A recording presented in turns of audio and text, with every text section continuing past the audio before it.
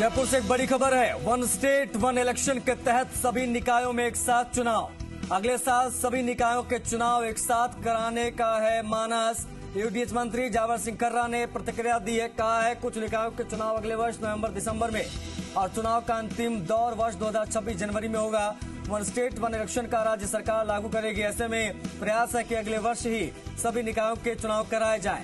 इसके लिए विधि विशेषज्ञों से विस्तृत राय ली जा रही है। मामला विधिक राय के लिए भेजा गया राज्य के महाधिवक्ताओं को।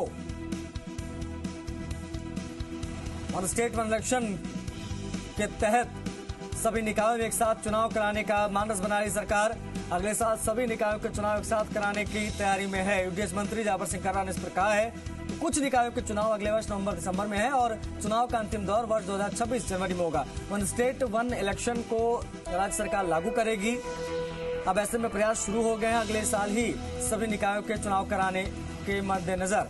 दिनेश तिवारी हमारे सहयोगी कनेक्ट हो गए हैं, हमारे संवाददाता फोन लाइन पर, उनसे बात करेंगे। Dinesh, one state one election के तहत किस प्रकार से निकायों में एक साथ चुनाव कराने की तैयारी हो रही है, बताइए।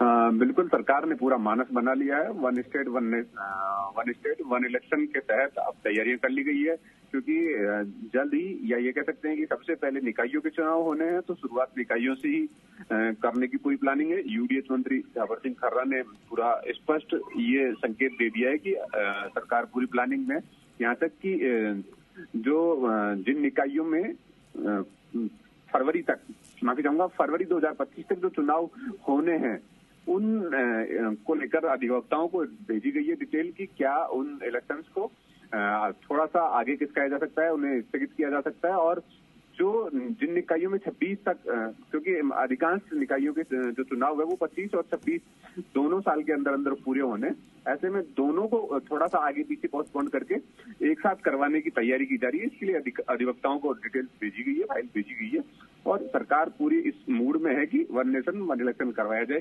जिसकी सभी तैयारियां शुरू कर दी गई है। जी, शुक्रिया आपका दिनेश, इन तमाम जानकारियों को साझा करने के लिए। वन स्टेट वन इलेक्शन के तहत निकाय में चुनाव कराने की तैयारी में है सरकार। ये बड़ी जानकारी हमारे सहयोगी दिनेश आप तक पहुंचा रहे थे।